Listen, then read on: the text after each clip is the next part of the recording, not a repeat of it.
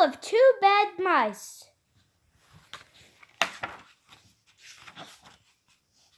by Beatrix, illustrated by Barbara McClintock. Once upon a time, there was a very beautiful doll's house.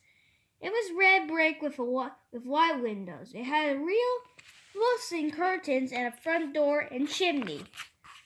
It belonged to two dolls called Lucinda and Jane. At least it belonged to Lucinda, but she never ordered meals.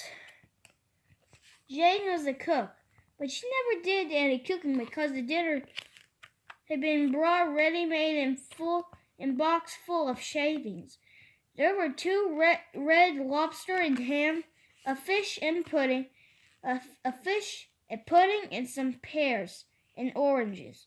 They would not come off the plates, but they were extremely beautiful. One morning, Lucinda and Jane had gone out for a drive in the dolls' beer puller. There was no one in the nursery, and it was very quiet. Presently, there was a little scolding, scratching noise in the corner. Near the fireplace, there was a hole under the skirting board. Tom Thumb put out his head for a moment, and then popped it in again. Tom Thumb was a mouse. A minute afterward, Monsa, his wife, put her head out too, and when she saw that there was no one in the nursery, she vented out on the old cloth under the coal box.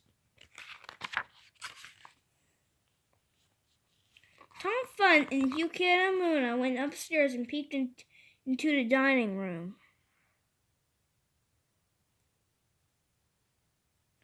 Then they squeaked with joy. Such a lovely dinner was laid up upon the table. There were tin spoons and weak knives and forks and two dolly chairs. Oh, so convenient. Tom Thumb set to work at once to carve the ham. It was a beautiful, shiny yellow streaked with red.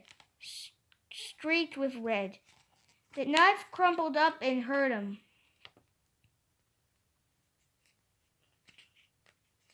He put his finger in his mouth. It's not boiled enough. It is hard. You have a try. Yukamina. Huncum and Lucina stood up in her chair and chopped at the ham with another lead knife. It is as hard as the ham at the cheesemonger, said Hunkamunk. I don't know how to pronounce it. Can you help? That's good, Hunkamunk, I guess. The ham broke off the plate with a jerk and rolled under the table. Let it alone, said Tom Thumb. Give me some fish, Hunkamunka. Hunkamunka tried every tin spoon in turn. The fish was glued to the dish. Then Tom Thumb lost his temper. He put the ham in the middle of the floor and hit it with the tongs. With the shovel, bang, bang, bang, smash! The ham flew all into pieces. For underneath the shiny paint, it was made of nothing but plaster. Then there was no end to the rage and disappointment of Tom Thumb and Hunkamunka. They broke up the pudding, the lobsters, the pears, and the oranges. Wow, they are mad. As the fish would not come off the plate, they put it into the red-hot, crinkly paper fire in the oven, but it wouldn't burn either. Tom Thumb went up the kitchen chimney and looked out at the top. There was no salt. While Tom Thumb was up the chimney, Hunkamunka had another disappointment. She found some tiny tin canisters upon the dresser labeled rice coffee sago. But when she turned them upside down, there was nothing inside except red and blue beads.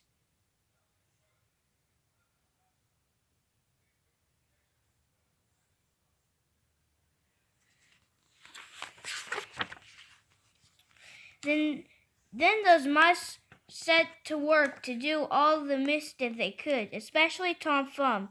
He took Jane's clothes out of the chest of drawers in her bedroom, and he threw them at the top of the floor window. But Hunca Munca had a frugal mind. After pulling half the feathers out of Lucina's bluster, she remembered that she herself wasn't in want of a feather bed. When Tom Thumb assisted, she carried the bluster downstairs and across the hearth rug. It was difficult to squeeze the bluster into the mouse hole, but they managed it somehow.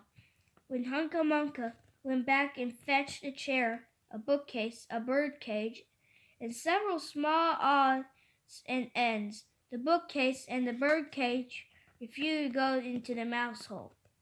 Hunca Munca left them behind in the coral box and went to fetch a cradle. Hunca Munca was just returning with another chair when suddenly there was a noise of talking outside upon the landing. The mice rushed back to their hole, and the dogs came into the nursery. What a sight met the eyes of Jane and Lucina! Lucina sat upon the upset kitchen stove and stared, and Jane leaned against the kitchen dresser and smiled, but neither of them made any remark.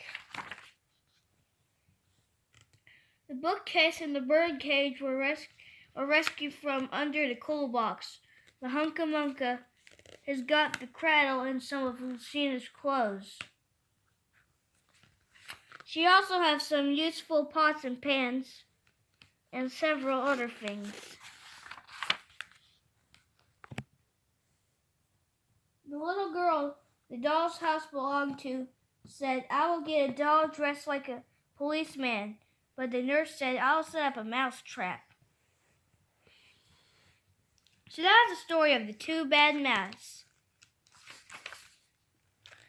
But they were not so very, very naughty after all. For everything he broke, he found a crooked sixpence under the hearth rug, and upon Christmas Eve, he had Hunca Munca stuffed it up into one of the stockings of Lucina and Jane.